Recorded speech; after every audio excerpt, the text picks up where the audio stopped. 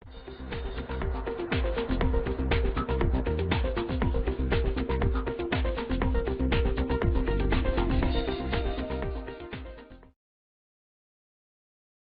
GP4000 series HMIs ship with a protective film over the display and bezel. It is recommended that this film be left in place during the installation of the HMI to prevent scratches. After installation, carefully remove the film by peeling from one corner. Now let's have a look at the back of the HMI. Depending on the model, the ports and their placement will vary. As mentioned earlier, this is the PFXGP4301TAD 12-inch model. This is the view from the bottom of the HMI. On the left is the power connector.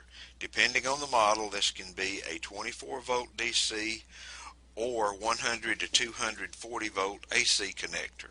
Be sure of your model's working voltage to prevent damage from an incorrect power source. The included installation guide covers the voltage ranges for the AC and DC models. Moving to the right is the SD memory card and battery access door. The battery is user replaceable. The GP4000 series uses secure digital memory cards. To the upper right of the access door is the USB-A port.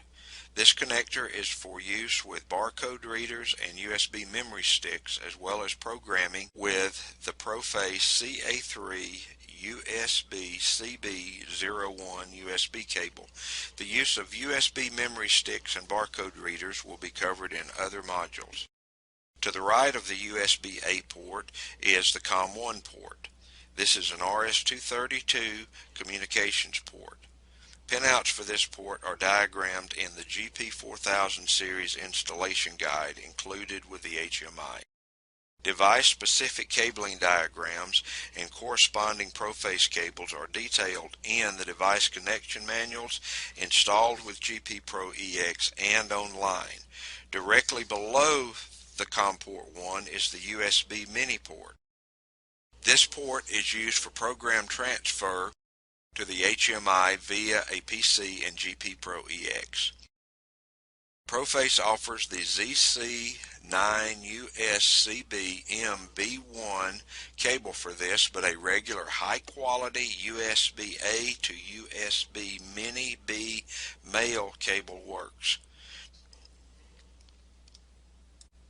To the right of the COM port 1 is the COM 2 port.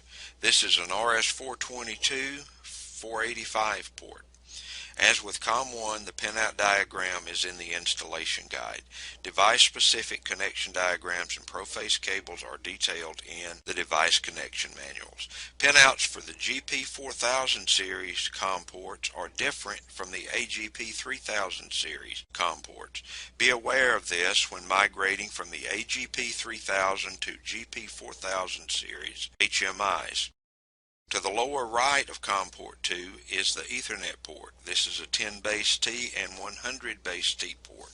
This port can be used for program transfer via the PC and GP Pro EX. It is also used for Ethernet device connectivity as well as connection to a Pro Server EX data management network. The accessories included with the PFXGP4301TAD are shown here. Specific accessories will vary with the particular model. Please be aware that these items are taped under the packaging in the HMI box. Another critical component is the gasket. This gasket must be installed properly in order to maintain the HMI's NEMA 4X rating. The gasket should be carefully placed in the groove on the bezel, paying particular attention to the corners. The gasket must not be allowed to slip from the groove in the corners as shown here. A piece of polycarbonate sheeting is shown here to demonstrate proper use of the gasket and mounting clamps. Pay particular attention to the cutout dimensions for the specific model. An accurate cutout ensures a proper gasket seal. Since we're discussing mounting the HMI, another new feature introduced with the GP4000 series is the retaining clip.